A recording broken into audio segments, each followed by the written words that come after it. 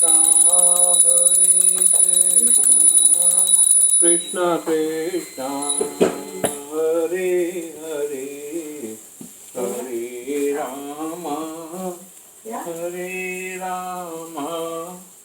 राम राम हरे हरे।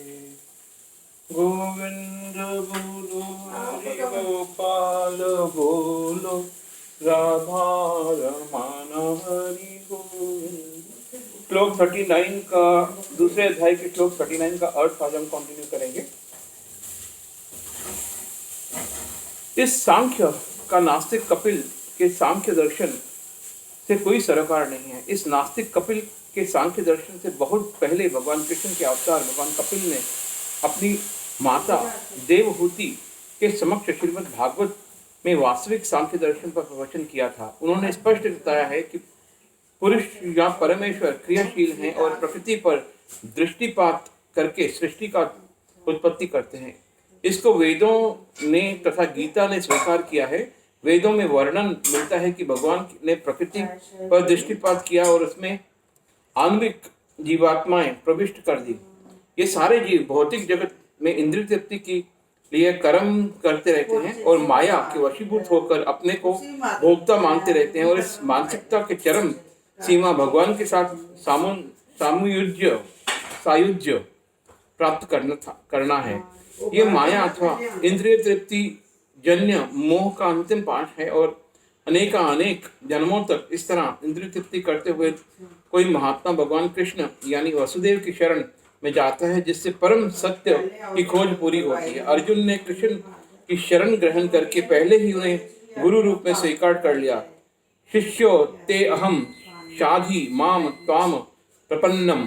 फलस्वरूप कृष्ण उसे बुद्धि योग का या कर्म योग या कार्य विधि बताएंगे जो कृष्ण की इंद्रिय तृप्ति के लिए किया गया भक्ति योग है।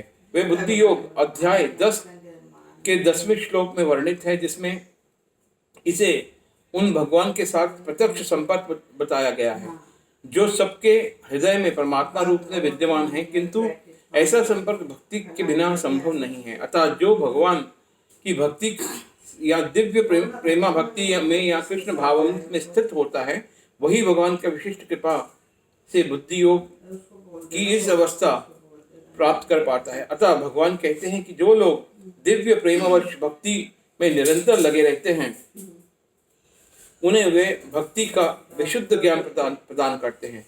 इस प्रकार भक्त सरलता से उनके चिदानंदमय धाम में पहुंच सकते हैं।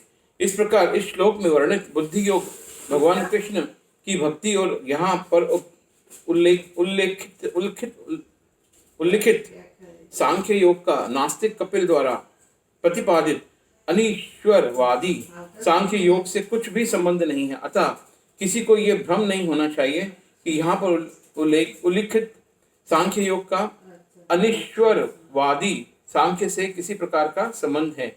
ना ही उस समय उसके दर्शन का कोई प्रभाव था और ना कृष्ण ने ऐसी ईश्वर विहीन दार्शनिक कल्पना का उल्लेख करने की चिंता की। वास्तविक सांख्य दर्शन का वर्णन भगवान कपिल द्वारा श्रीमद् भागवत में हुआ है, किंतु वर्तमान प्रकरण में उस सांख्य से भी सरोकार नहीं है। यहाँ सांख्य का अर्थ है शरीर तथा आत्मा का विश्लेषक अध्ययन। भगवान कृष्ण ने आत्मा का विश्लेषक वर्णन अर्जुन को बुद्धि योग या कर्म योग तक लाने के लिए किया। हरे कृष्णा हरे